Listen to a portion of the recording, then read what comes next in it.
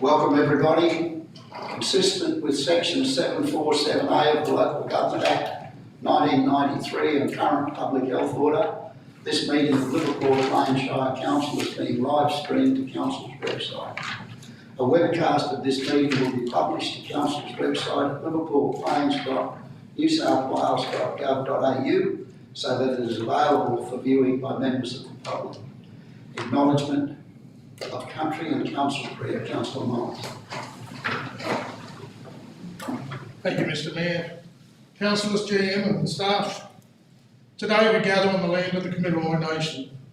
We therefore need to acknowledge the traditional owners and custodians of this land.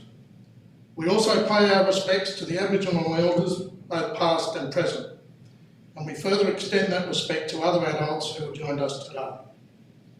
The Council prayer. Lord, we ask that you watch over this council, guide us in our deliberations and decisions for the betterment of all the people of our shire and the state. Amen.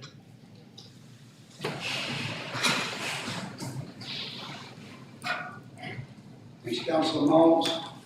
Apologies and applications for leave of absence. Has anyone heard from Councillor Owen? Dean Dillon? No applications. I'll ask that that be moved. So moved, Mr. Mayor. And seconded. Councillor Palmer. Those in favour? Those against? Carried. Confirmation of minutes. The minutes of the council meeting, or 3.1 minutes of the council meeting held on the 24th of May 2023. The recommendation that the minutes of the council meeting held on the 24th of May 2023 be received and the recommendations therein be adopted. Do I have a mover? Councillor Miles, a seconder. Councillor Cudmore, did you wish to speak to it, Councillor Miles? No, thank you, Mr. Mayor. Anyone else wishing to speak for or against the motion?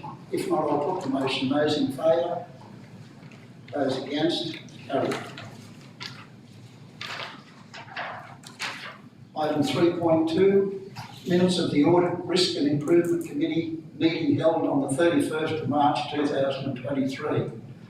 The recommendation that Council 1, that the minutes of the Audit, Risk and Improvement Committee meeting held on the 31st of March 2023 be received and the recommendations therein be adopted. Do I have a mover? Councillor Wynne, seconder. Councillor Lawson, did you wish to speak to it, Councillor Wynne? Nothing. Anyone else wishing to speak for or against the motion? If not, I'll put the motion. Those in favour? Those against? Carried. Item 4, disclosures of interest. Is there any disclosures? Councillor Lawson? Councillor Lawson? I just wanted to note that disclosure of interest live on underscore 20, sorry.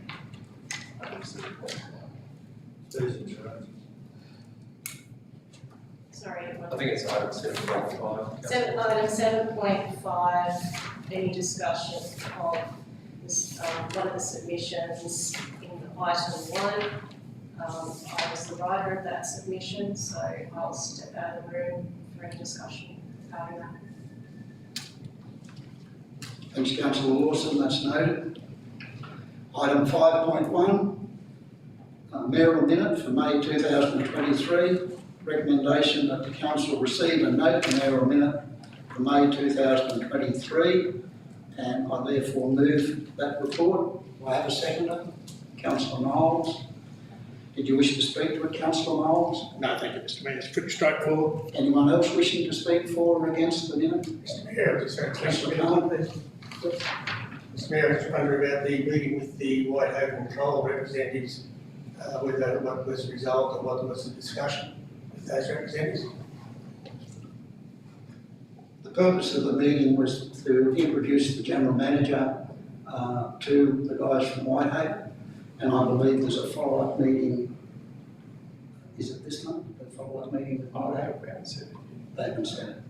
Well, the purpose of the meeting was to introduce the General Manager to the committee from Whitehaven. That was it in a nutshell. Yeah, I just was wondering whether there was any conversation about their winding down. That was all. Thank you very much. Yeah, just further to that, Councillor Cohen, there will be further meetings. That was the first of a series of meetings, and we intend to have more meetings in that one. If there's no one else wishing to speak for or against the motion, I'll put the motion. Those in favour? Those against? Go again? You were for? Yep. I've lost track of everything now. You were for the motion? Yes. Those against, being nil, I'll declare that carried. Item 5.2, mayoral minute, read a damaging increase in emergency services levy costs. The recommendation that council writes to the Treasurer, the Minister for Emergency Services, the Minister for Local Government and Local State Member, A, expressing council's strong opposition to the New South Wales Government last-minute decision to impose an enormous emergency services levy cost increase on councils for 23-24 by scrapping the ESL subsidy for councils, and at a time after council has publicly advertised its operational plan and annual budget to the community. B, noting that as a consequence of an unannounced 73% increase in the state emergency service budget and an 18% increase in the Fire and Rescue New South Wales budget, Council's 3.7% rate increase to provide essential community services and infrastructure has been significantly eroded. C, advising that the government's decision may or will lead to a reduction in important local services and or a cancellation of necessary infrastructure projects. Specifically, council will have less to spend on council-maintained roads, and the development of council's pedestrian access mobility plan will be delayed into a future year unless grant funds can be sourced for this work. Calling on the New South Wales Government to take immediate action to restore the ESL subsidy in 23-24, urgently introduce legislation to decouple the ESL from the rate peg to enable councils to recover the full cost, develop a fairer, more transparent and financially sustainable method of funding critically important emergency services in consultation with local government. And 2, writes to the Chair of the Independent Pricing and Regulatory Tribunal, advising that Council's forced emergency services contribution is manifestly disproportionate to the 23-24 rate cap, which has resulted in additional financial stress. 3, writes to the President of Local Government New South Wales, seeking the Association's ongoing advocacy to bring about a relief in the burden of Council's emergency services contribution. And 4, writes to the Independent Pricing and Regulatory Tribunal, advising of the financial sustainability impacts of the ESL. I wish to move this report. Do I have a second? Councillor Cohen? Anyone else wishing to speak for or against the motion? Councillor Lawson. Just to say that it seems to be another disappointing exercise of cost shifting. Correct me if I'm wrong, but in this report it seems that it's just under $200,000 that we're going to be disadvantaged from this decision by state government, which is for something called the State Emergency Service and Fire and Rescue New South Wales. Now I understand we can contribute to those already, but it just seems like another added cost burden that it's we've already done our budgeting for the year, so it's going to come at the cost of other things that we're planning to do. Absolutely. Thanks, Councillor Lawson. Councillor Morris. Thank you, Mr. Mayor. I'd like to reiterate what Councillor Lawson just said.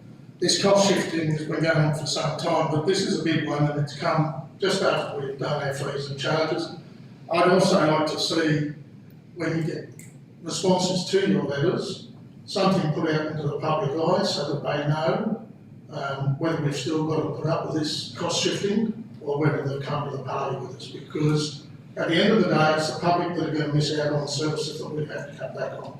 So that's just something else I'd like to see included when you get your responses. Thank you, Mr. Mayor. Thanks, Councillor Miles. Anyone else wishing to speak for or against the motion? Councillor Cutmore. I just have someone explain the actual, for the red fleet it's depreciation, but the ESL is actually a monetary fee. Can someone explain why that came about? Because I think from the general manager's point of view, someone before it was between the elections between one party and the other. General Manager. Through you, Mr. Mayor, I'll start and Joanne will jump in where I get any of it wrong. So the emergency services covers two parts. There's multiple emergency services provided by the state government.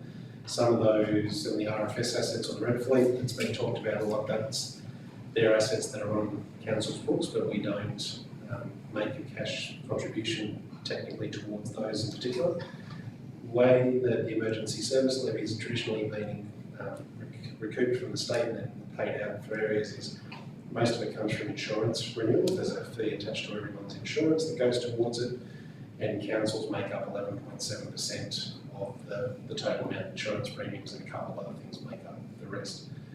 That 11.7% is an actual cash contribution from councils.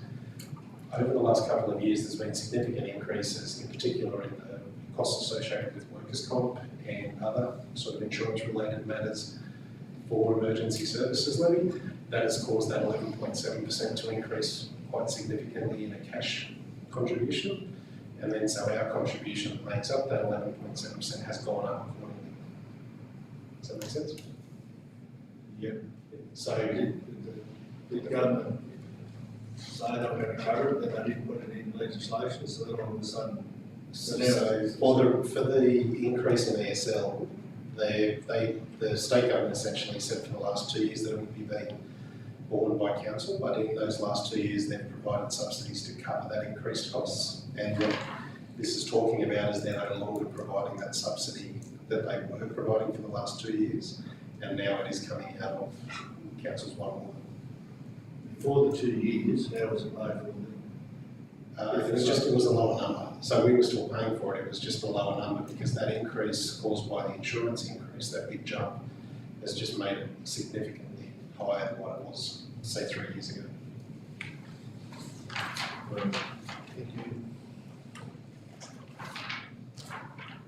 If there's no one else wishing to, Councillor Connell.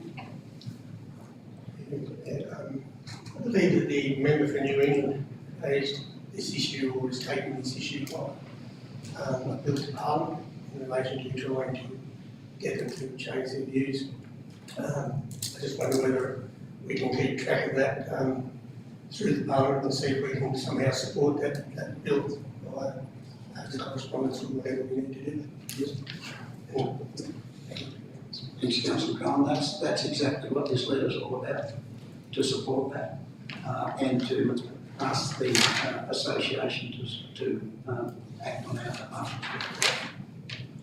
Anyone else wishing to speak for or against the motion?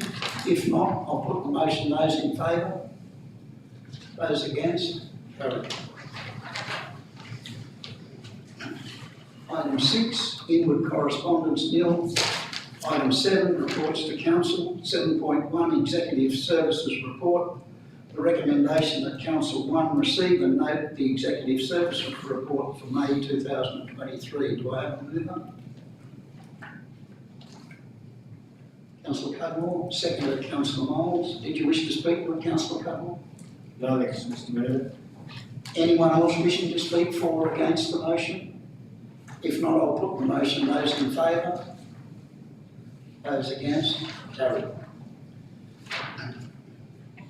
Item 7.2, recommendation that council receive and note the resolution to register as at the 16th of June 2023, appended at Annexure A, and the resolution register for 2022, appended at Annexure B.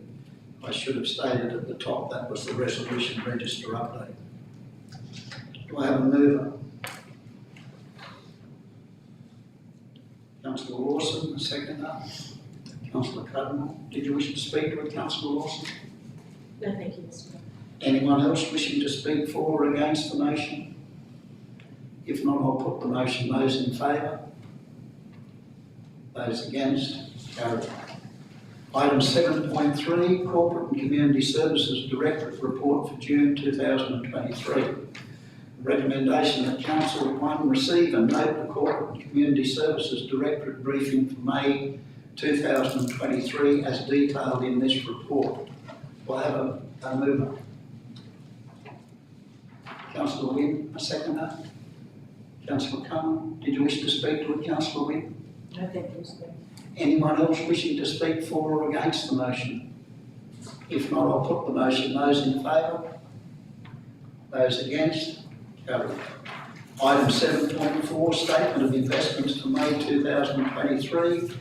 Recommendation that Council receive and note the investment portfolio review and statement of investments as at the 31st of May 2023 as appended at Annexure A. Do I have a mover? Councillor Cudmore, seconder. Councillor Cullen, did you wish to speak to it, Councillor Cudmore?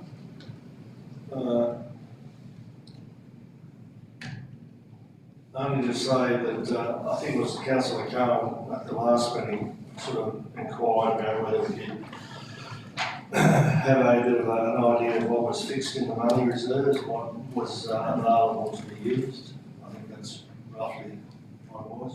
But yeah, it's a report, yeah. Very good report, thank you. Do you wish to speak to that, gentleman?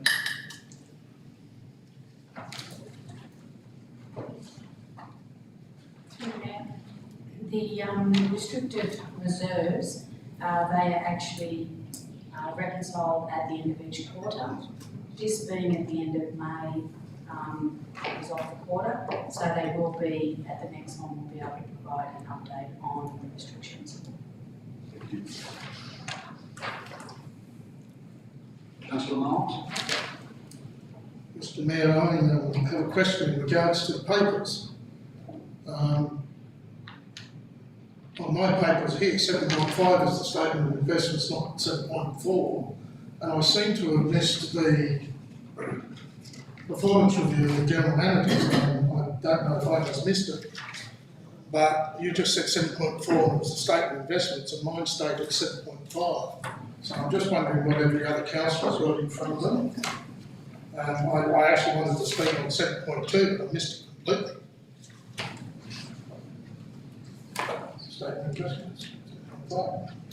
I think there's an updated version. There's many versions. Yeah. This is coming. Yeah, no, but those were the updated version. Oh, it's kidding. 600 and something pages of an amended version. I got the last one that went into confidential. Yes, the That's a separate one. So I got that, but I didn't get the whole thing.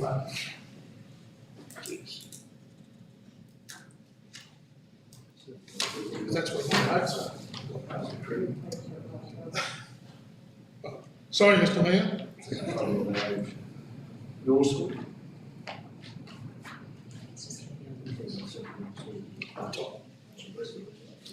Just pause, just click on that.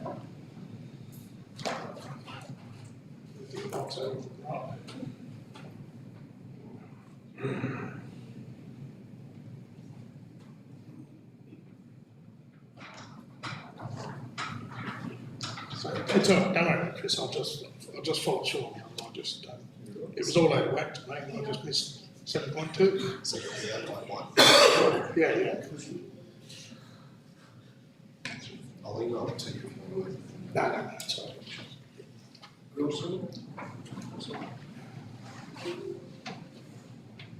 Anyone else wishing to speak for or against the motion? If not, I'll put the motion. Those in favour? Those against? Carried.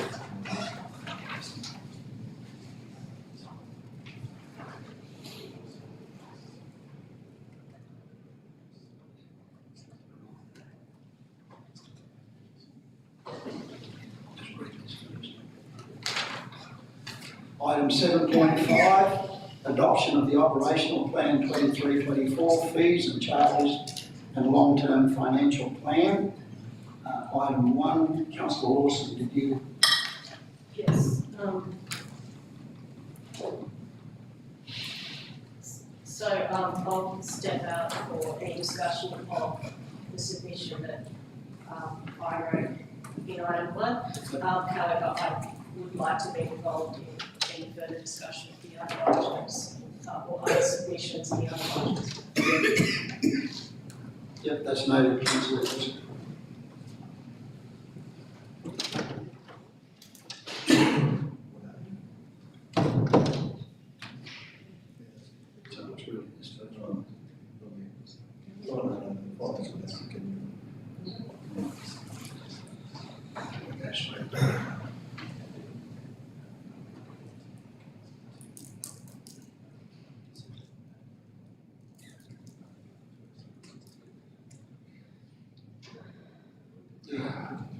Yeah, I might get to it. Item 1, receive and consider the 5 submissions received on the draft operational plan 23-24, appended at Annexure A, and a request the General Manager respond to each of the submissions received. Can we move that first before we go on? I'd like to make an amendment. Yeah, that we get to that, that's on the planning contract, or you want to do the amendment Well, first? Is that in the first set, first part? General Manager? Thank you, Mr Mayor. Through you, so in relation to item 1, the recommendation is that council receive and consider the 5 submissions, so council can obviously receive them, but in terms of considering the submissions, and let's take the submission related to the fees and charges for the Ku-ring-gai Pony Club as the first submission. Council really needs to decide how to deal with that submission, whether to accept the submission or leave the proposed fee as it is, or any version thereof. So, Councillor Campbell, you don't need to make an amendment, you can just make a recommendation to the council and move whichever way you would like to, and then obviously if you can second that, then that can be debated by council. So I would like to, for the Ku-ring-gai Pony Club, the fee applied to the Ku-ring-gai Pony Club is set at $3,000 per annum, plus indexation annually. Now, I can second that. I'd second that motion.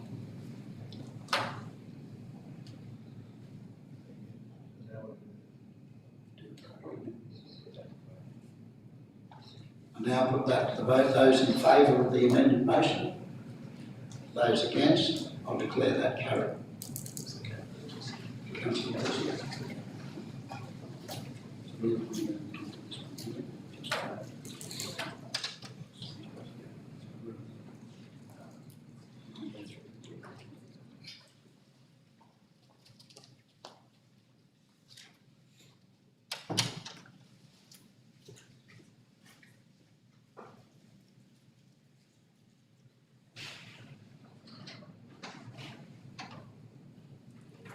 General Manager. Through you, Mr Mayor, in relation to the other submissions, we've had the Werris Creek Community Garden submitted their plan. That activity is included in the draft operational plan, so council can certainly note that submission. The next one is the Ku-ring-gai Lions Club requested the installation of 1 additional camping site, including a PowerPoint, lighting and caravan pole. The recommendation from staff is that is will be analysed as part of the asset management plan review. And then the other items relating to the fees, so the Pony Club you've dealt with. The other one is in relation to the Ku-ring-gai Toastmasters requesting the community hub usage fee for not-for-profits be removed. And that's for council to consider whether that should be removed or the proposed fee of $30 per hour.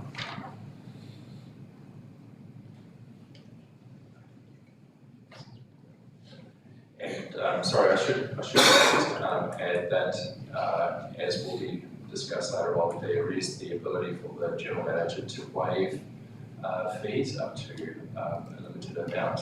So council could consider that as part of the process in looking at that submission from the Corridor Toastmasters. So can I make an amendment to that? Luke?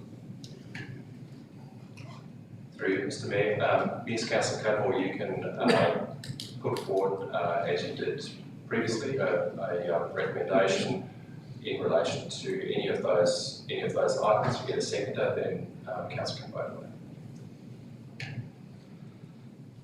So the recommendation would be that non-for-profit organisations to be free, but if they are to use it repeatedly, that the general manager can use his discretion to apply a charge of $20 per hour if he sees fit.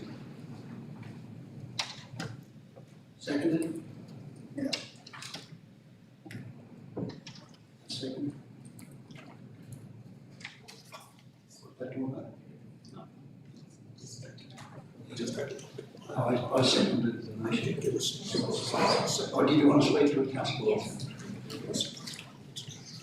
I just wanted to point out that we previously tried to put through a reduced amount for not-for-profit organisations, but due to miscommunication, some councillors thought that was putting a charge where there wasn't one already, so this is to reduce the fee down. Absolutely. I'll put the motion. Those in favour? Those against? Carried.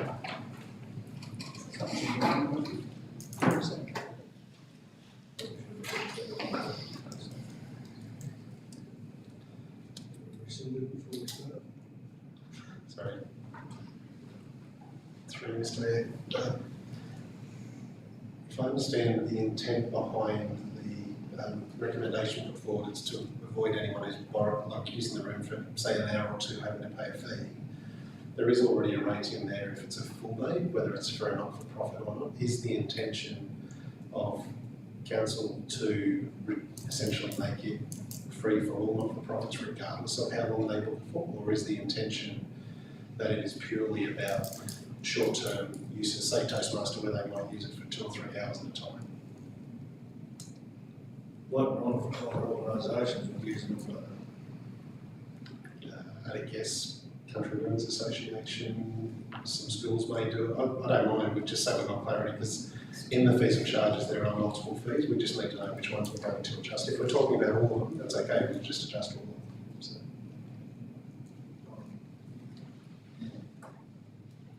Would the solution perhaps be to add to that up to a maximum of 3 hours? Just to, Can we leave it up to the discretion of the general manager? Yeah. Uh, I don't know. if we can. I'm a bit easy. He has a soft spot for something. Through you, Mr. Mayor, I would actually prefer that council provided some guidance on that, so if it is up to 3 hours, just so that I guess it's clear, because that will be recorded in the fees and charges. So while I do have some discretion, I think there are some guidelines around that. So if that's the direction of council, have to go along with that. Councillor Cudmore? Councillor Wynne? I was just wondering, instead of just saying there's no fee for not-for-profit organisations, would they be willing to give a gesture or a donation in place, because I belong to 2 not-for-profit organisations and we have got money put away. And if it was asked if they would mind giving a donation towards it, they probably would. Again, councillor Wynne, I think that would be at the discretion of the general manager. But I'm in favour of the 3 hour limit. I think if that was a 3 hour limit, and then the general manager's discretion up to $20 for the hire, if it was any longer or any more days in the week other than that one time. Confused? Yeah, but I'm depending on the organisation, the whole day, you know, it's probably $140, $160 depending on the day, is I don't know. And probably they can do that. As I say, if it was a one-off, I don't see why it can't be free. If they want to do it every second week, well, I think they've got to charge. Whether it's reduced to $20 an hour, I'm a bit unsure about that figure. I'm a bit unsure about whether we place a figure on that. I'll leave that up to the script. If the general manager wants clarification, I'll probably say $20 an hour. If it's all day for once in a year, more than happy. I am more than happy for that to happen. If it happens more than that, they can be charged for the whole day. Councillor Lawson.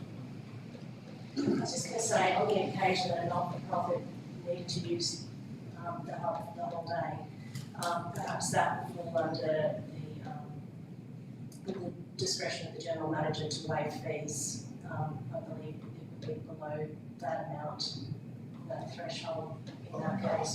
But it would probably make it have clarity if we had like a limit, so that it wasn't misused potentially. But I'm open to Anyone else wanting to discuss that? Councillor Cutler, were you? Yeah, well, we just need to clarify what we're trying to talk about. Yeah. Can we get that worded? Through Mr. Mayor. So in the fees and charges at the moment for the hub, there are 3 charges, 2 for not-for-profits essentially. So first one, not-for-profit organisation for the whole day is $110 per day. The second one is a library per hour, minimum of 2 hours, and then there's a commercial organisation charge, which I don't think we're concerned with as part of this conversation. So maybe a solution for that is the per hour is essentially set to 0 for not-for-profits, if I understand the intention there. And the $110 per day, should an organisation want to use it for the day, again, if council chooses to give the general manager the delegation to waive fees of up to $500 in the later item, that's a mechanism for how they can do that. Again, we wouldn't be expecting this stuff happens all the time, so if we were to do that, then what we would do is essentially add an additional line to the fees and charges that is, say, for a half day or 3 hours, it's free. So no charge for not-for-profits. We'll leave the other ones as is, and then the general manager would have the ability to waive any additional fees up to that limit if that is approved later in this report, in the council report. So if that was the case, if you were okay, if the seconder was okay, we would amend that. The recommendation that you've made to add an additional line to the fees and charges, which is to have a not-for-profit organisation half day, 0 fee. Real clear on it? Yeah, well, that's Can we have that drafted?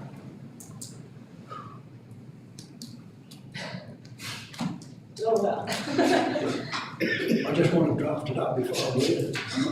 I can't remember it off the top of my head. Can we print that up, that motion? I'm not asking. I'm just not going to read it off from memory.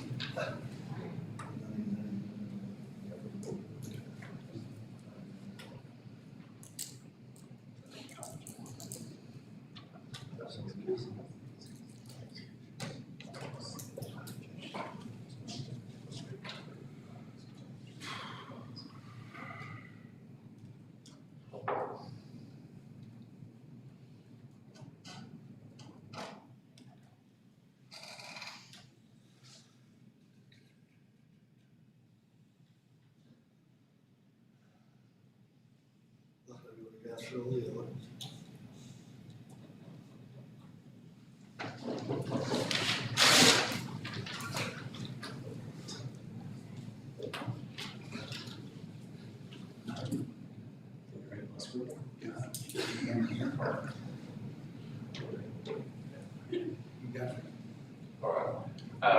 Mr. Mayor, as we understand it, the recommendation put forward by Councillor Cutmore and seconded by yourself is that council adds an additional line to the Corindai Community Hub, and that line being a not-for-profit organisation, half day, $0 cost. everyone clear on that recommendation? Is that your opinion, Councillor Cudmore? Yeah, I think so. We don't have to put the discretion of the full day. No. That comes later. Yeah, happy with that? Just Councillor Cullen? Jim, we set up to half day, 3 o'clock. I think you just read, it does say up to Yep. half day, doesn't it? Yep. Commissioner? Everyone's clear on that? I'll put the vote to the floor. Those in favour? Those against? Carried. Go on to the item 2. Oh, can I just bring up? I was just going to ask in relation to the Werris Creek Community Garden, in there they were asking for some water charges to be waived in the first 12 months of establishment. I was just wondering if that would be likely to be something that could come under general manager's discretion to kind of make this annual point, rather than it being a specific waiver of fees and charges document. Through you, Mr. Mayor, so they won't have a separate water meter, so the water will come from the library's water billing anyway, so we would not be able to separate it anyway, so we don't intend to charge them any water usage. Thank you. Sorry, I didn't realise that. So that's okay. That's fine, Councillor Lawson. So, we haven't voted on it. We voted? Yeah. So we're on to item 2. Item 2, pursuant to sections 404, 405 of the Local Government Act 1993, adopt the draft operational plan for 23-24, including the 23-24 statement of revenue policy, incorporating the annual budget appended at Annexure B, and schedule of fees, charges appended at Annexure C. Do I have a mover? Councillor Lawson, a seconder. Councillor Cullen, did you wish to speak with Councillor Lawson? No, thank you. Anyone else wishing to speak for or against the motion? If not, I'll put the motion. Those in favour? Those against? Carried. Item 3, pursuant to clause 211 bracketed 2 of the Local Government Act, General Regulation 2021, approve expenditure and vote funds as detailed in the operational plan 23-24 and annual budget. Do I have a mover? Councillor Cullen, a seconder. Councillor Cudmore, did you wish to speak to it, Councillor Cullen? No, Mr. Mayor.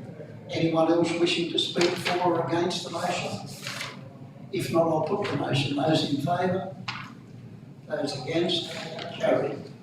Item 4, pursuant to section 405 bracketed 6 of the Local Government Act 1993, place the operational plan 23-24 on Council's website within 28 days of adoption. Do I have a mover? Councillor Lawson, seconder. Councillor Cullen, did you wish to speak to it, Councillor Lawson? No, thank you. Anyone else wishing to speak for or against the motion? If not, I'll put the motion. Those in favour? Those against? Carried. Item 5, adopt the long-term financial plan 23-34 appended at Annexure D. Do I have a mover? Councillor Cullen, a seconder. Councillor Cudmore, did you wish to speak to it, Councillor Cullen? Mr. Mayor, just a question for the Finance Department in relation to the changes that were discussed in the emergency levy, whether they would have any long-term effect on our long-term budget. General Manager? The emergency services levy has been factored into the budget and has also been factored into the long term, with a general CPI increase from this year forward. Obviously, the 23-24 year, we had actually funded the ESL in the budget. Thank you, Mr. Anyone else wishing to speak for or against the motion? If not, I'll put the motion. Those in favour? Those against? Carried. Item 6, repeal the long-term financial plan adopted 22nd of June 2022, re-establish 22 to 135. Do I have a mover? Councillor Cohen, seconder, Councillor Lawson. Do you wish to speak to it, Councillor Cohen? Yes, ma'am. Anyone else wishing to speak for or against the motion? If not, I'll put the motion. Those in favour? Those against? Carried. Mr Mayor, before we move on to the next item, could I ask a question, please? Yes. Mr Mayor, I understand why we dealt with item 1 in this last matter, but I'm just wondering why the recommendations of 2 to 6 were not dealt as one recommendation, why they were all split up into sections. In the past, you would move the recommendation, and if there was an issue, such as item 1 would be dealt with separately, and then you would move 2 to 6 and have discussion and debate on the logic.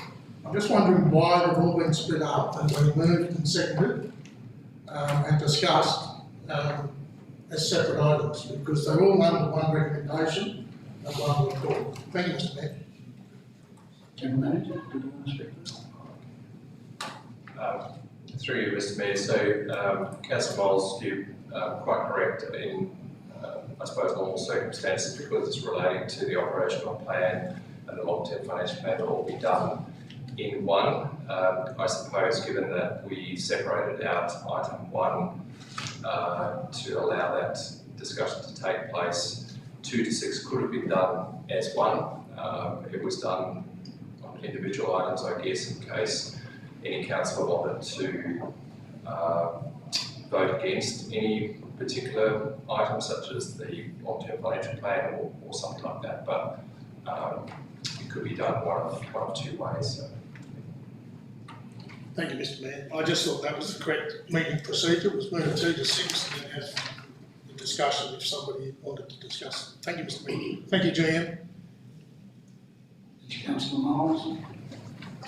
Item 7.6, recommendation making of the rates and fixing of charges 23-24.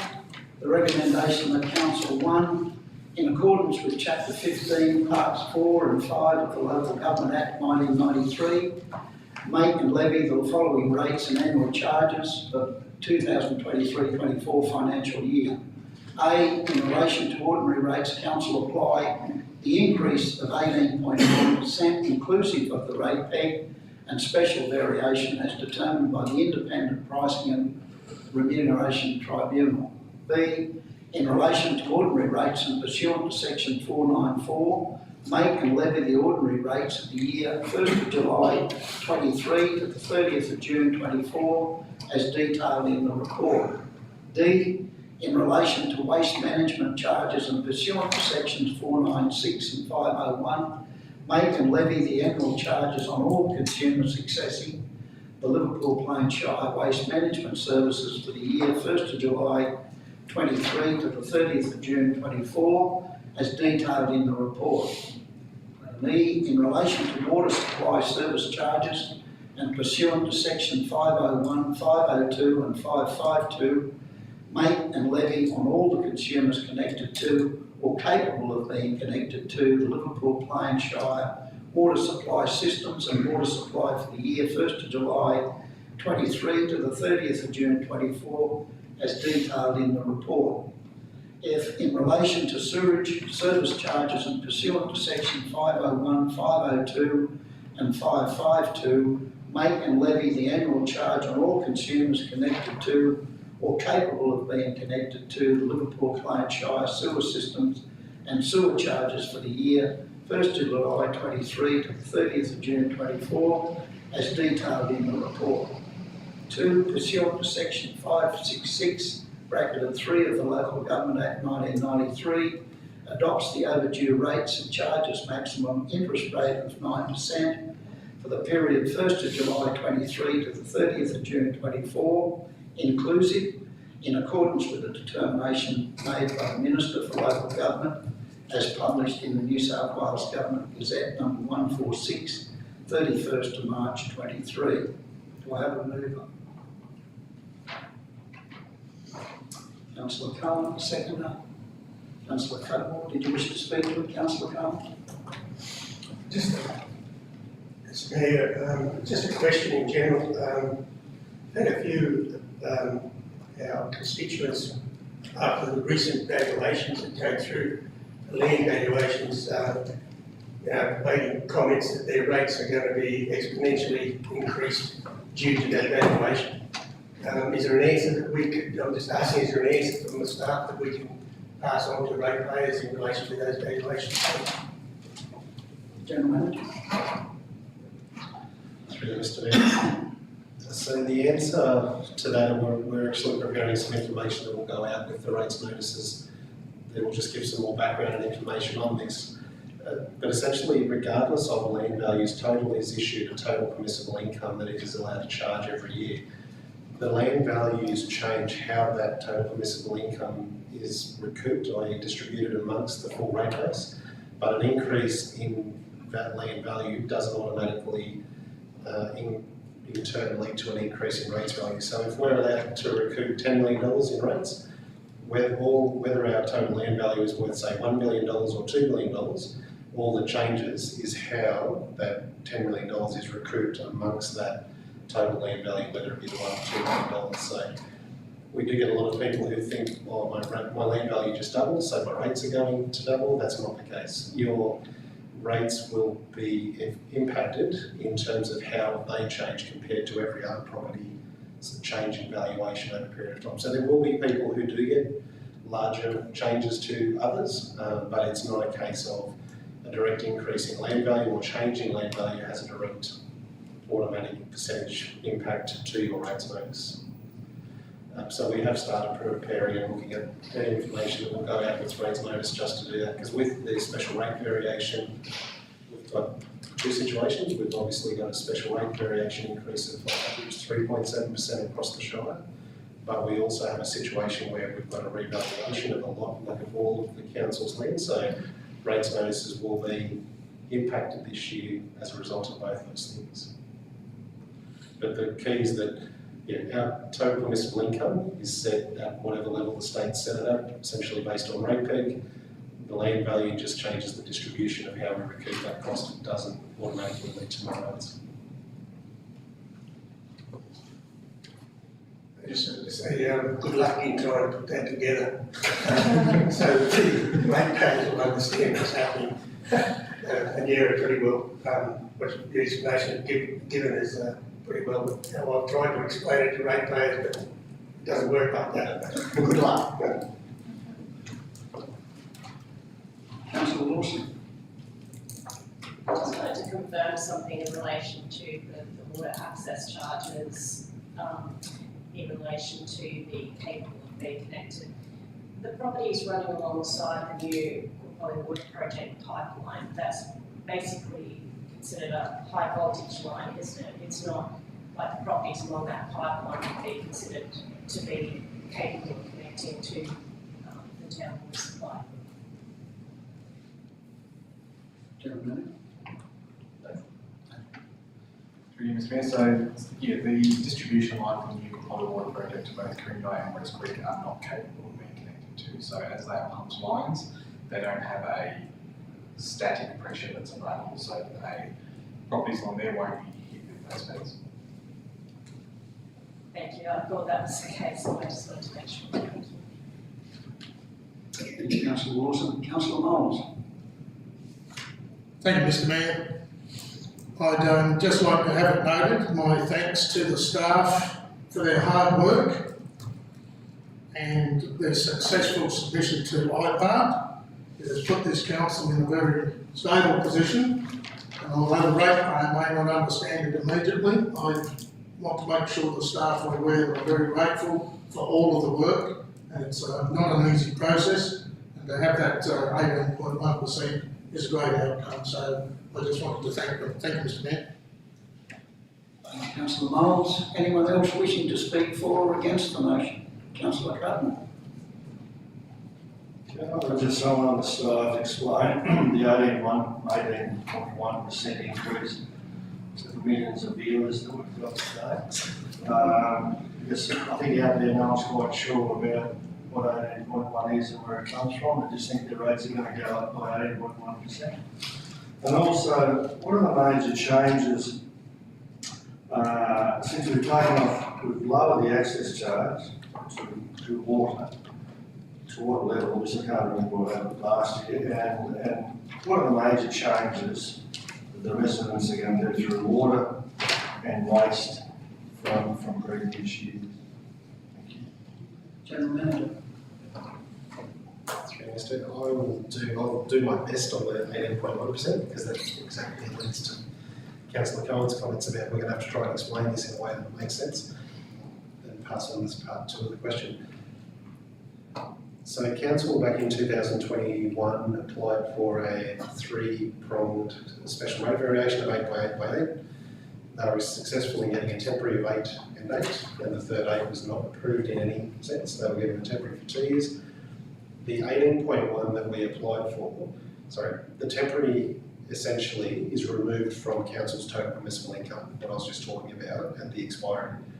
When we made application to have the 2 years on temporary special rate made permanent, we also added what this year's natural rate peg would have been. So the idea of the 18.1, it is essentially the mathematical value that takes the previous 2 years that were temporary, makes that permanent, and adds the 3.7 that would have naturally applied this year as part of rate peg. So what if year on year from last year, if you looked at your rates notice last year and this year, if the value of general's valuations aside, because that will impact it, the top 2 lines on your rates notice will have gone up by roughly 3.7%. So your top 2 lines of your rates notice will have changed by 3.7%. What will happen though, and this is the part we have to get clear in how we explain it, we have to give probably quite a few examples for how we do that. The value of general's change in valuations will impact those top 2 lines as well. So year on year, the change to the rates, to a standard rates notice would be a 3.7% increase on the top 2 lines. So your base rate and your ad valorem component, that changed by 3.7%. There will though be additional changes as a result of the change in the value of general. So to the millions of watchers, what you should be able to see is a standard 3.7% increase on the top 2 lines. The wastewater, other charges that are in there, they will change by the values that have just been approved as well. But you won't, that bottom number will not see an 18.1% increase. Each line is dealt with in its own right. Does that? Yeah, I understand. So The rating where we are now includes the 18.1. It's not hitting 18.1. People think it's going to be, we're already there. the 18.1, Except for the 3.7. the 18.1 and the way the numbers work includes essentially, it works out to be about 15% roughly, that is already in there. And that is just going from temporary to permanent. And in the information we put with the rates notices, we will have to make that clear, probably with some worked examples to try and really get that message across. Thank you. So in relation to the water increases, so last year the access charge for a standard residential water connection was $775. It would normally be increased by 5% this year. Instead, we have reduced that to $763 to cover the income that's associated with that, and using a user pays principle. The first step and second step usage charges have increased to ensure that the total water revenue remains the same. So it allows our ratepayers to be able to manage their water themselves. So if they would like to reduce their invoices or their bills on their water, they can use less water to do so. Whereas under the last year's system, the access charge was a lot higher and the usage charge was lower. This way, it's allowing the ratepayers to work their own. In relation to the waste services, they have gone up a flat 5%. Sorry,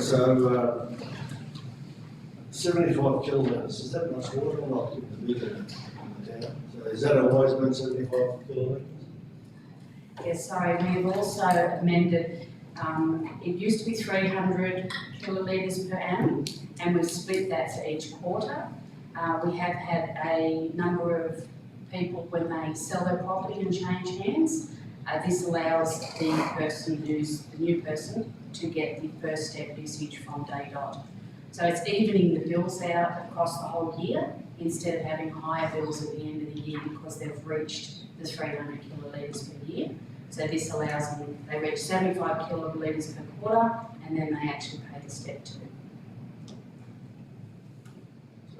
So if you use it the first quarter, you've got it for the rest of the year?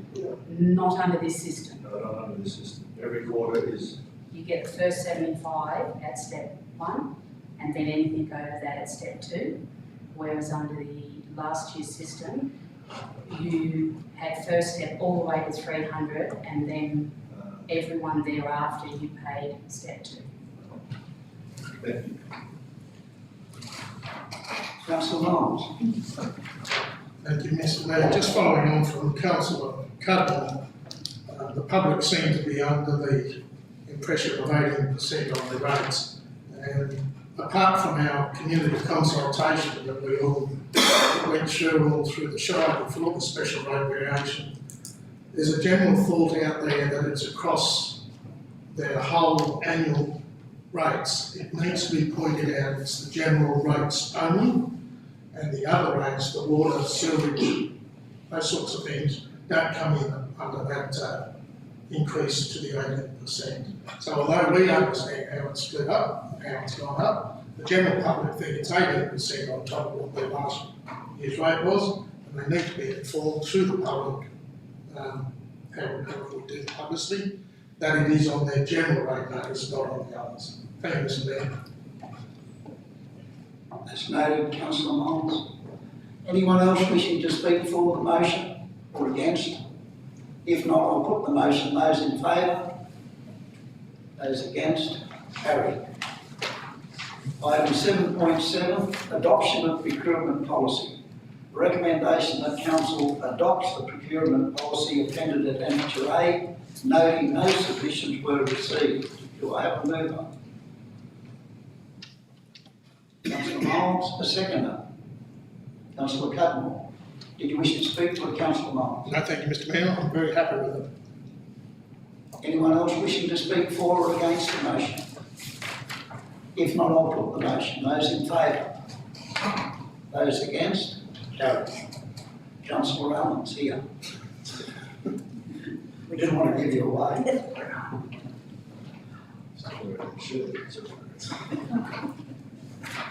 But that's simply chair, actually that's not.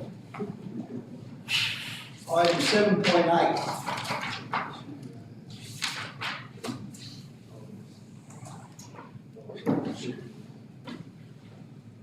Item 7.8, we all good? Item 7.8, updated agency information guide. Recommendation that Council 1 place the updated agency information guide appended at Annexure A on public exhibition for a period of 28 days and adopt the updated guide as exhibited, subject to no submissions being received. Do I have a mover? Councillor Lawson, a seconder. Councillor Wynne, did you wish to speak to it, Councillor Lawson? Anyone else wishing to speak for or against the motion? Councillor Cullen? Just a question, Mr Mayor, on page 8 of the actual document, point 4, council structure. Reads council's current governing body was elected at the 2022 New South Wales local government elections. Should that not be 2021? Yes. That's all. Mr Mayor, just have a look. Peter. Yeah, December, yes, December. Thank you, Mr Mayor. Yeah, that's correct, 21. Anyone else wishing to speak for or against the motion? That's been noted, Councillor Cullen. If not, I'll put the motion. Those in favour? Those against? Carried. Item 7.9, instrument of subdelegation to the General Manager. The recommendation that Council 1 adopts the instrument of subdelegation to the General Manager appended at Annexure A. 2, adopts the General Manager's financial delegation limits contained in the Financial Delegation Register appended at Annexure B. 3, delegate the General Manager to the authority to waive fees and charges up to $500 per application. 4, note the General Manager will appoint one of Council's 2 senior staff, being the Director of Corporate and Community Services or Director of Infrastructure and Environmental Services, to act in a position of General Manager on a temporary basis if the General Manager is sick or otherwise absent from work, on leave or business, with such appointment to cease upon the General Manager's return to work or by other resolution of Council. Do I have a mover? Councillor Miles, seconded. Councillor Lawson. Did you wish to speak to it, Councillor Miles? Thank you, Mr Mayor. Just to say this is generally across the board, and it's normally just something that needs to come to council to be officially recognised. The General Manager needs to be able to have this authority to be able to carry out what is part of his roles. So that's all, Mr Mayor. Thanks, Councillor Miles. Anyone else wishing to speak for or against the motion? Councillor Carr? So Mr Mayor, just bear with me, that is trying to find it for many pages.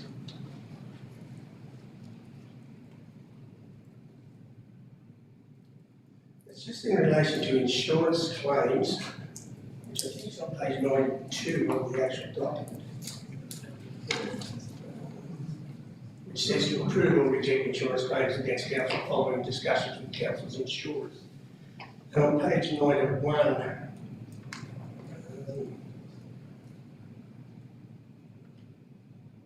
somebody here, there's the same sort of thing. Claims against council. Council approve the settlement of insurance claims or base claims against the council, not exceeding $500,000, but the Mayor and the General Manager are both satisfied that the council's interest would be best served by avoiding the matter being determined by a court or other personal body. And they sort of contradictory to each other, those 2 delegations. Surely there's any claim against or any insurance claim against council, we would have the legal representatives look at them anyway before we start delegating authority to waive any claims. Especially the second one, which is insurance claims against council, which is on page 92, says to approve or reject insurance claims against council following discussions with the council's insurer. Surely there has to be a legal consultation prior to the GM having the delegation to just wipe that claim because he... General Manager? Mr Mayor. So, in answer to your question about legal, absolutely. So the first thing that we will do in any insurance claim is look at whether in reality is it going to be under our excess or over from that side.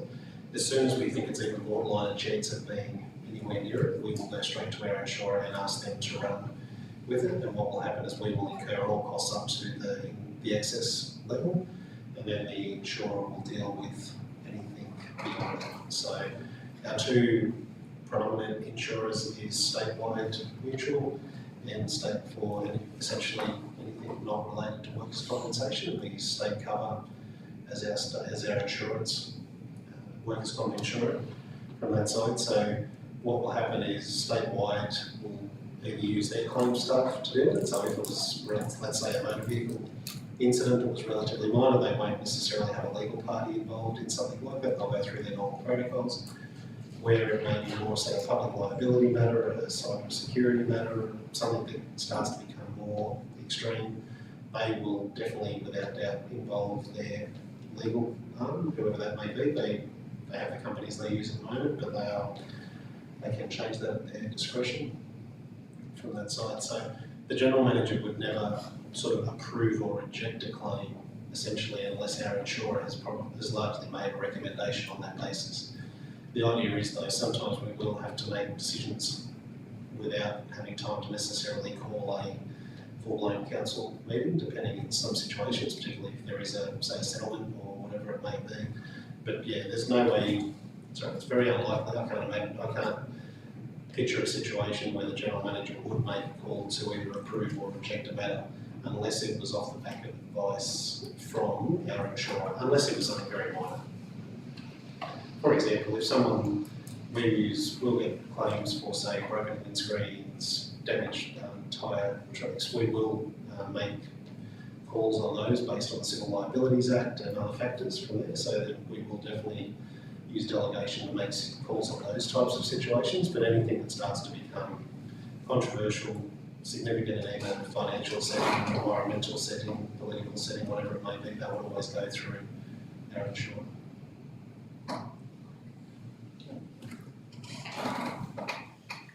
Good, councillor. I've got one more here. Just, is it therefore necessary that we put conditions or limitations on either of those delegations?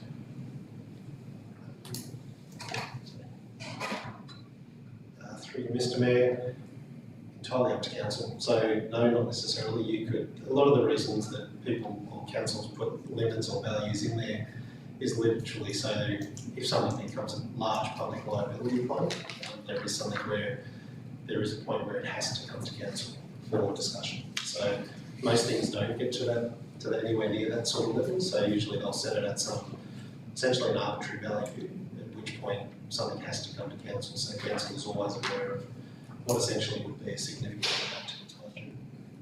And probably not so much the budget for this year, but the insurance premiums and impact of future years.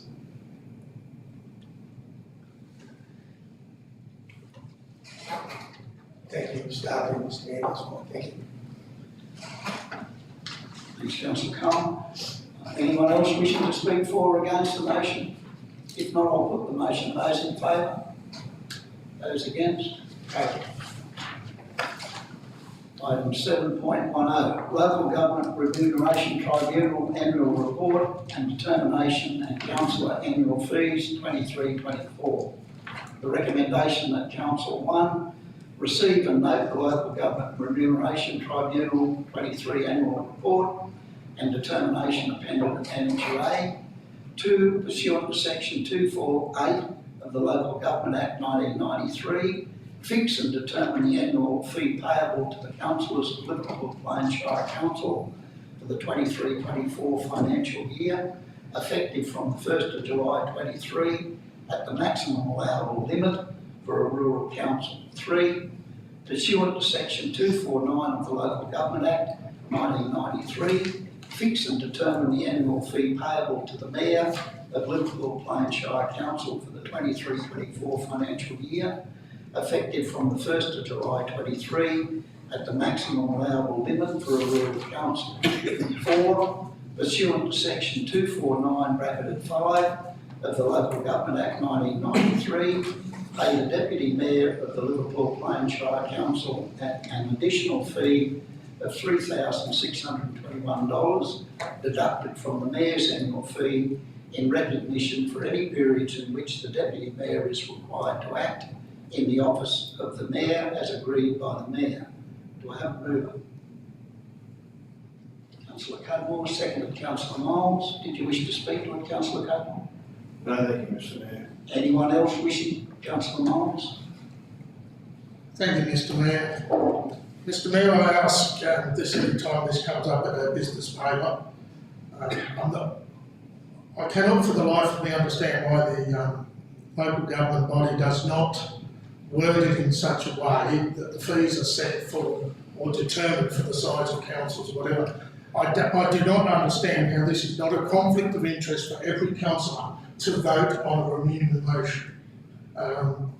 Anywhere else, if I was benefiting in an organisation, I would have to declare and leave the room. Here we are determining what we are going to receive. None of us have joined this council to be paid.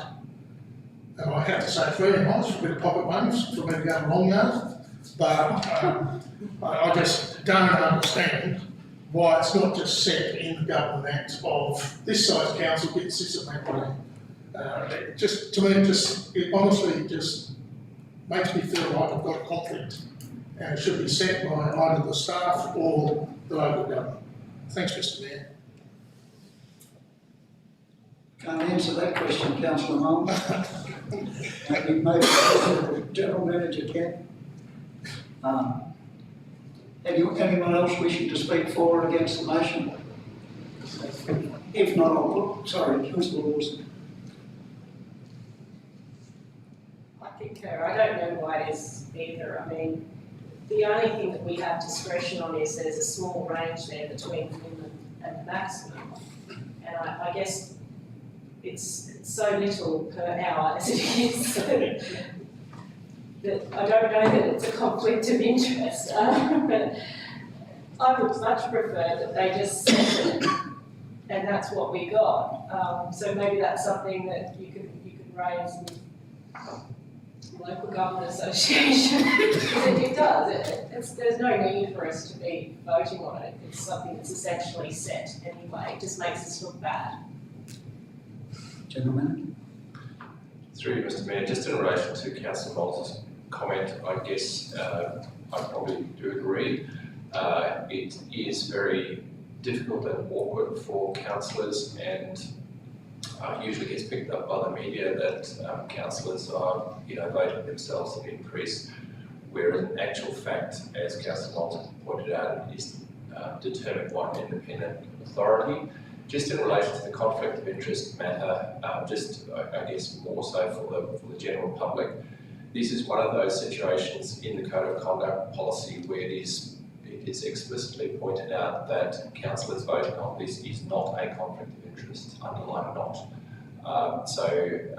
Just to be very clear that I understand Councillor Moles' position, but in terms of the Code of Conduct, it is one of those situations where in the same way where council or the public could say that councillors should not set the rates because they are potentially ratepayers and are benefiting or not as a result of that, that is not considered to be a conflict of interest. So this is a vexed issue that happens every year, and it probably would be easier if an independent authority just simply set the amount that councillors of a particular council get paid X. And it would simply be a receipt and note just letting councillors know this is what's going to happen, rather than for council laws to have to make a decision on that, because it's just fraught with difficulty. Thank you, Mr. Mayor. Thank you, Jan. Anyone else wishing to speak on the motion? If not, I'll put the motion. Those in favour? Those against? Carried. Item 7.11, local advisory groups. The recommendation that council receive and note the minutes of the Currabubula Local Advisory Group. Do I have a mover? Councillor Lawson, the seconder. Councillor Allen, did you wish to speak to it, Councillor Lawson? Anyone else wishing to speak for or against the motion? If not, I'll put the motion. Those in favour? Those against? Carried. Item 7.12, Infrastructure and Environmental Services Directorate Report for June 2023. The recommendation that Council 1 receive and note the Infrastructure and Environmental Services Directorate Report for the month of June 2023. Do I have a movement? Councillor Cohen, seconder. Councillor Cutmore, did you wish to speak to it, Councillor Cohen? Just a few questions, please, Mr. Mayor, if I could. First one in relation to the middle parade upgrade over there. I noticed it's been sent out to tender. I just want to know if there were any amendments made to the concept design that was presented to us previously. The manager. Mr. Mayor, I'd have to double check. I have a sneaking suspicion we may have put a slightly smaller version out than what was put to councillors in the first instance, but some of the feedback that I know you provided to us, we raised it with the department to have a look at it, and from recollection, they weren't incorporated. Thank you. The Werris Creek Industrial Precinct, which I think is noted in there, we just a question in relation to the land acquisition required for this south precinct. Is there any update on that? And also previously we were discussing the fill that might be required for another parcel crossing. If there's any update on that? Through you, Mr. Mayor. So the acquisition, I've been working with Whitehaven on that acquisition, so I've been trying to have a meeting with them to progress through that process with them, so identify the land that's required and put forward an offer and so forth on that. Regarding the fill, I've been meeting with ARTC, Australian Rail Track Corporation. They are investigating what material they have within their network in the vicinity of our area, so they've got a myriad of projects where they generate fuel that they're looking to dispose of that could very well be suitable for this project. So there's some testing that we're working with them to see what we can achieve that will be achievable, but we're still working on it. Then in relation to the aquatic centre, I just want to know if there has been any date for the stakeholder engagement meeting.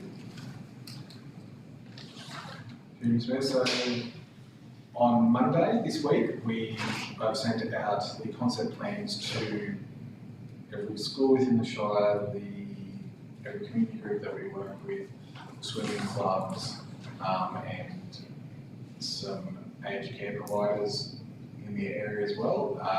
Community consultation meetings, there will be some media around it, but they'll be held towards the end of July this year, and the plan July.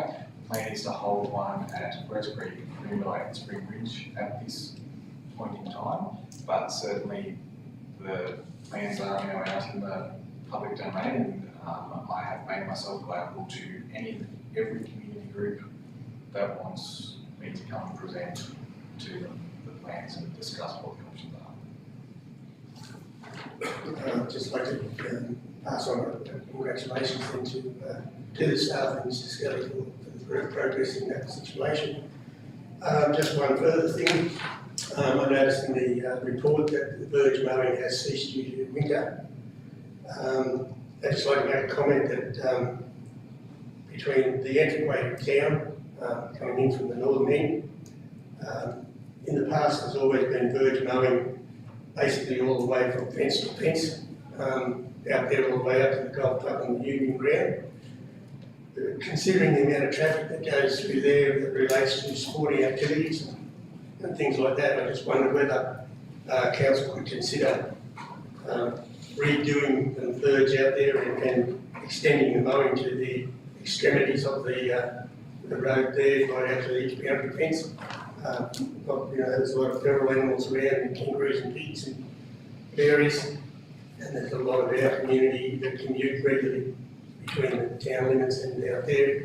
And let's face it, to give the town a better outlook coming into town, I believe that verge should be considered to be maybe made a bit differently. Thank you. Gentlemen? Noted? It's noted. Councillor Crum? Thank you. What's that it? Yeah, that's all. Thank you. Thank you. Okay, anyone else wishing to speak for or against the motion? Councillor Crum? Just a couple of things, please. Mayor, just the local roads and community infrastructure funding. The 2 kilometre length of Warra Ridge Road across the floodplain to be rehabilitated with works to be completed by the 30th of June 23. Will that happen? And also the Swinging Bridges Bridge, the funding of 612 has been approved for replacement. Is that coming out of funds or grants? And also the draft tender documentation for the operational management of the rural Werris Creek Waste Transfer Station has been completed and a final review is underway. What does that mean, please? Gentlemen? Mr. Mayor, so the Warra Ridge Road one, I I'll have to take that on notice and confirm, but I suspect that with the recent weather, given when this was written to now, if it hasn't commenced yet, then it won't be complete by 30th June. The swinging bridge is funded through the disaster recovery arrangement, so that's not council funding, that is funding through the natural disaster recovery arrangement, so it's a mix of state and federal. We deal with the state on that one. And regarding the operation of the rural West Creek waste transfer stations, we've been looking at an option of planning is to go to tender to have the transportation between the waste and the stations potentially done by a contractor. So we're looking at options for that piece of work. So it's opening of the waste transfer stations, collecting the waste and transporting it between the waste transfer stations and at the moment the Gringo landfill and in the future the West Tree. So tenders can be, once they can put in a tender for that, or earlier, like it's just open for. Yes, that is correct. Thank you.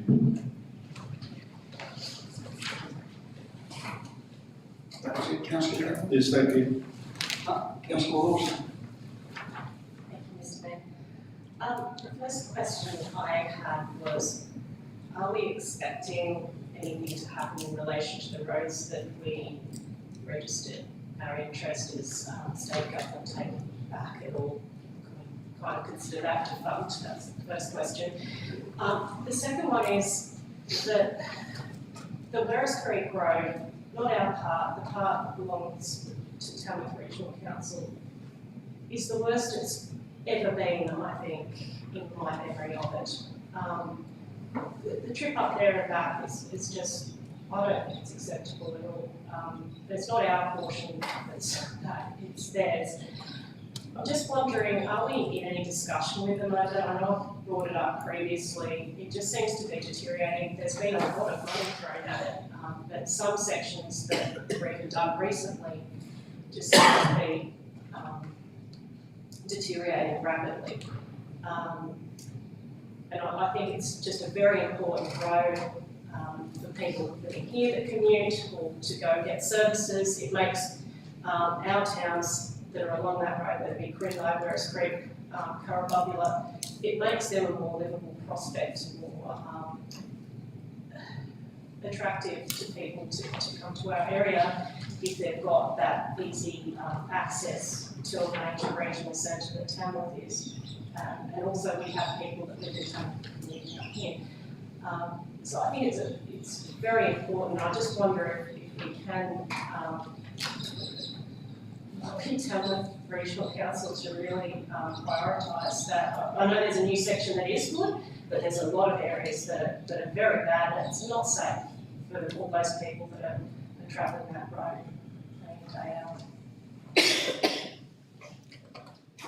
Through you, Mr. Mayor. So regarding the regional road reclassification transfer, I believe that's the question you're referring to. We have received some correspondence from the state government which, reading between the lines, would indicate that they're not planning to proceed with it, that they didn't, in my reading, but they didn't come out and say that. But reading between the lines, that would be the takeaway I would have. They did, in the same correspondence, identify some new funding streams they were looking to put in place to assist councils with it, but from what I took, the reclassification transfer probably did.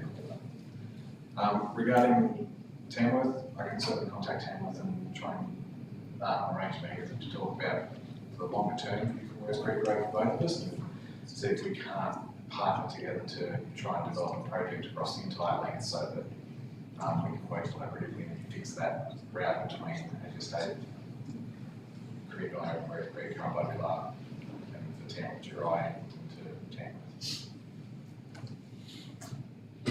Thank you. I just suggest that you request that meeting here and that they travel. Thank you. Thanks, councillor Lawson. I could suggest a mayoral minute from myself to the mayor of Tamworth to that effect, if the council's happy for me to do that.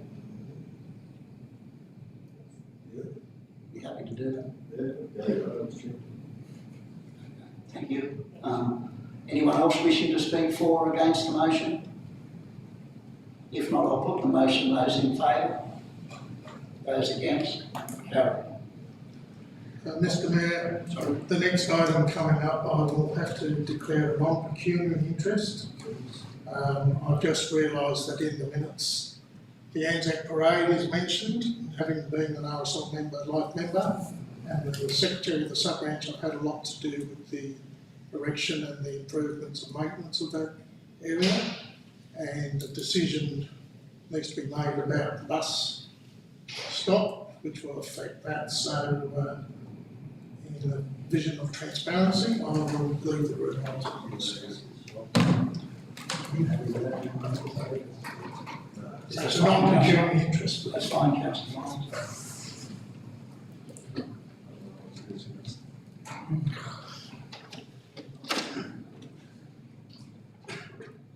Item 7.13, Local Traffic Committee meeting, May 2023. The recommendation that Council receive and note and endorse the minutes from the Local Traffic Committee meeting held on 3rd of May 2023, and that Council ratify the committee's recommendations contained in the attached minutes. Do I have a mover? Sorry, I'm not on that committee, so I'll let someone else move. Councillor Allen? Seconder? Councillor Cudmore, did you wish to speak to it, Councillor Allen? Just a quick note. The meeting was attended by a traffic person whose name slipped my mind, the face is in my mind, but the name slipped it. Mr. Skeely, was the alternative, and I sat in for Councillor Cudmore that day. It was a good meeting, some great minds met, and discussed the main issue was the Rose Creek bus stop.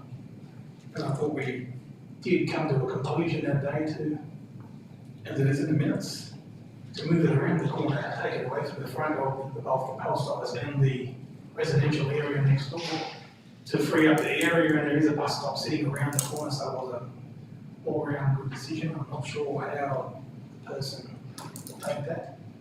We'll notify something next time, but that'll be Councillor Cudmore to deal with it. Thank you. Councillor Wilson? Thank you, Mr Mayor. That's good that the resolution's being come to and the bus zoning for Rose Creek.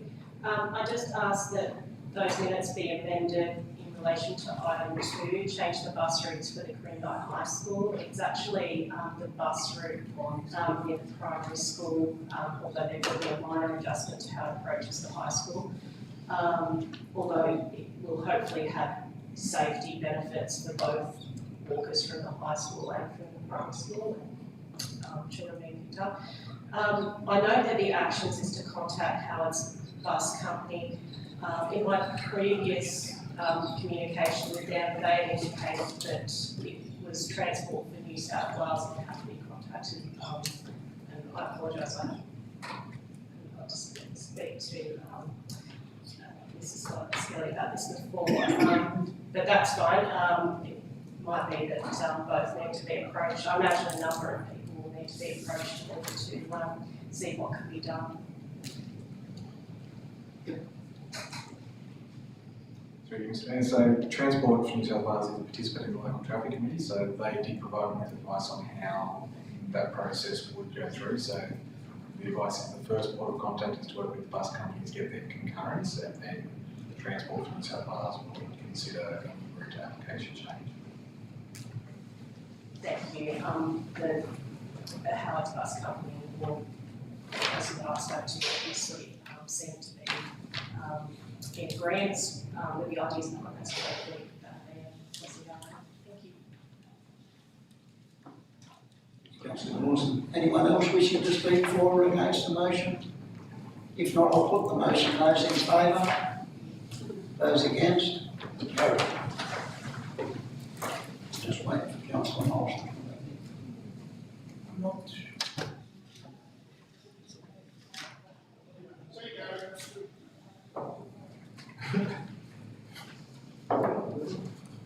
Thanks, no, that's right.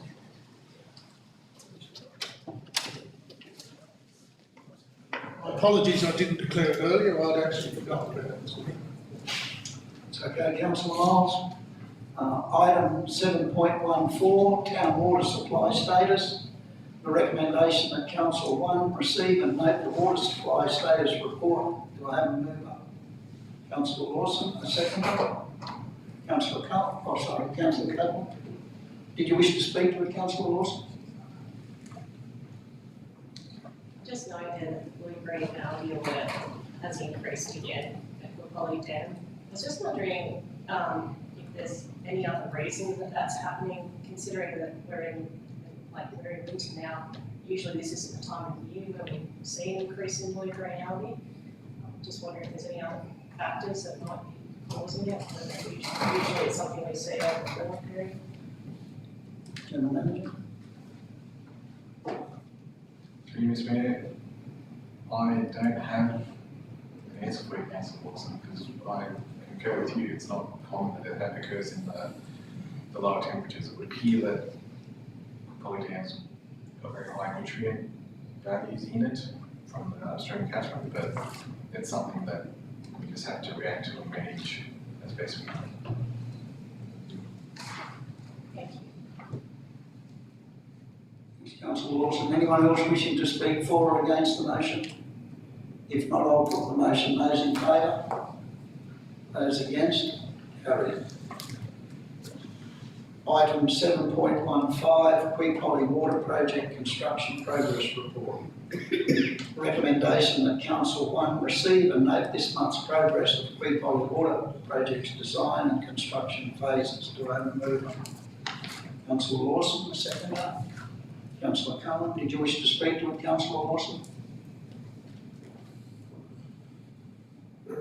It's good to see all the progress out there. We've recently been out and had a look at the new general manager. It's a very, very big project, so it's great to see it going along. I do note that now the contractor has applied for an extension to the 18th of December, which is a bit disappointing when we were hoping it would be all finished in September, but unfortunately, due to some plans being held up that I believe is coming from overseas, that date's blown out a bit as a result of the ongoing impacts through COVID-19 and how that's had a snowball effect as such. So yeah, that's a bit disappointing, but hopefully we're on track for the 18th of December to completion and it will be worth it for the better water quality at the end. Councillor Lawson, anyone else wishing to speak for or against the motion? If not, I'll put the motion. Those in favour? Those against? Carried. Item 8.1, mayoral meetings, conferences, delegates report from May 2023. The recommendation that council receive and note the following. A, country mayor's meeting minutes for May 2023 as appended to Annexure A. B, sister city Blacktown visit delegates report as appended in Annexure B. And C, destination and visitor economy conference May 2023 delegates report as appended in Annexure C. I will therefore move this report. Do I have a seconder? Councillor Allen. Anyone wishing to speak for or against the motion? Councillor Miles. Just to say thank you very much, Mr. Mayor, a very comprehensive 3 reports, and it was good to be able to read and know what's been going on with Blacktown and the local government shires association meetings. And the last one was a tourism thing or something, was it? But yeah, it's very, very good, so thank you very much for it. I'd like to be kept up to date with what's been happening, so thank you, Mr. Mayor. I'll take that as a compliment, Councillor Miles. I don't agree, so take it as you can. Anyone else wishing to speak? Councillor Allen. Just in line with Councillor Miles and having been one of the delegates to meet with Blacktown, sister city, and also Susongu, having been on the back end of meetings I was attending for other committees in Sydney, I drove across from central Sydney to Blacktown, a long drive when you're in a taxi, $130. But the night was a great night and a success, and meeting the delegates and also the mayor from Tishowan was extremely well, and also continually meeting all the delegates from Blacktown and seeing the differences between Blacktowns, and just a small note that were pushed up in regards to the mayor and grant they received, and he duly did note, and he made sure he told us to ensure that he got a grant, and he was chuffed, wasn't he? So overall, it was a great night and a great next, yeah. Sorry, thanks. Thanks, councillor Rowan. I'll put the motion. There are two compliments. Yeah, no, I'm starting to get a bit worried. I'll put the motion. Those in favour? Those against? Carried. Item 8.2, Audit, Risk and Improvement Committee Delegates Report. The recommendation that Council, 1, receive and note the Audit, Risk and Improvement Committee Delegates Report as appended at Amateur A. Do I have a mover? Councillor Cohen, a seconder. Councillor Miles, did you wish to speak to it, Councillor Cohen? Just briefly, it's my attempt to give you a bit of an overview of what happened at the ARIC meeting held on the 16th of June, and just outline some of the discussions that took place throughout that meeting. Happy to answer some questions if you've got any, but don't get too technical. Thank you. Councillor Miles. Thanks, Mr. Mayor. Again, thank you, Councillor Cohen, for your report.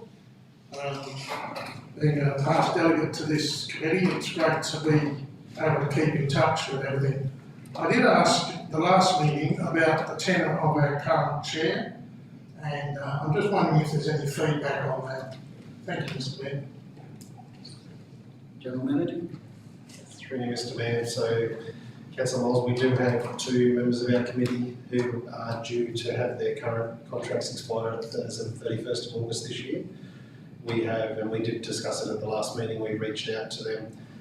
Both members are eligible to apply for a reappointment for an additional term. This would be the second term, and they wouldn't be able to be reappointed after that without a fairly decent gap. So we've sent correspondence to them requesting that by the end of July they advise us with whether they intend to seek reappointment or not. We've already had one response advising that they would like to. They've actually asked that we undertake a skills matrix of the 3 independents to make sure that if they were to reapply, they would still be providing good value and would have a complementary. We've done that process. We've gone back to them and advised them that from the assessment that we've done and their self-assessment, it would be good. So one has indicated they will, and we expect to hear from the other one in the next couple of weeks. Should the other member decide not to seek reappointment, we would go back out to expressions of interest, and that would give us time to do that in a public manner before the next meeting. Thank you, Mr. Mayor. Thank you, Mr. Webber. Anyone else wishing to speak for or against the motion? Councillor Lawson. Just wanted to thank Councillor Cohen for writing the report. Thanks, Councillor Lawson. Anyone else wishing to speak for or against the motion? If not, I'll put the motion. I'm really getting worried now. I'll put the motion. Those in favour? Those against? Carried. Item 9, notices of motions questioned with notice nil. Item 10, confidential matters. The recommendation that Council considers the confidential reports, bracketed S, listed below in a meeting closed to the public in accordance with section 10A, bracketed 2 of the Local Government Act 1993, 10.1, proposed lease of Park Road Reserve, Monday Street, Albadar. This matter is considered to be confidential under section 10A, bracketed 2, dash bracketed D, bracketed I of the Local Government Act, and the Council is satisfied that discussion of this matter in an open meeting would on balance be contrary to the public interest, as it deals with commercial information of a confidential nature that would, if disclosed, prejudice the commercial position of the person who supplied it. 10.2, external audit, annual engagement plan 22-23. This matter is considered to be confidential under section 10A bracket 2 dash bracketed F of the Local Government Act, and the council is satisfied that discussion of this matter in an open meeting would on balance be contrary to the public interest, as it deals with details of systems and or arrangements that have been implemented to protect council, councillors, staff and council property. 10.3, sale of land for unpaid rates, outcome. This matter is considered to be confidential under section 10A bracketed 2 dash bracketed A and bracketed B of the Local Government Act, and the council is satisfied that discussions of this matter in an open meeting would on balance be contrary to the public interest, as it deals with personal matters concerning particular individuals other than councillors, and discussion in relation to the personal hardship of a resident or ratepayer. 10.4, bad debt write-off, rates, charges of sundry debtors. This matter is considered to be confidential under section 10A bracketed 2 dash bracketed B of the Local Government Act, and the council is satisfied that discussions of this matter in an open meeting would on balance be contrary to the public interest, as it deals with discussion in relation to the personal hardship of a resident or ratepayer. 10.5, General Manager's Performance Agreement and Review Panel 23-24. This matter is considered to be confidential under section 10A bracketed 2 dash bracketed A of the Local Government Act, and the council is satisfied that discussions of this matter in an open meeting would on balance be contrary to the public interest, as it deals with personal matters concerning particular individuals other than councillors. Do I have a mover? Councillor Lawson, a seconder. Councillor Cudmore. Do you wish to speak to it, Councillor Lawson? No. I'll put the motion. Those in favour? Those against? Carried.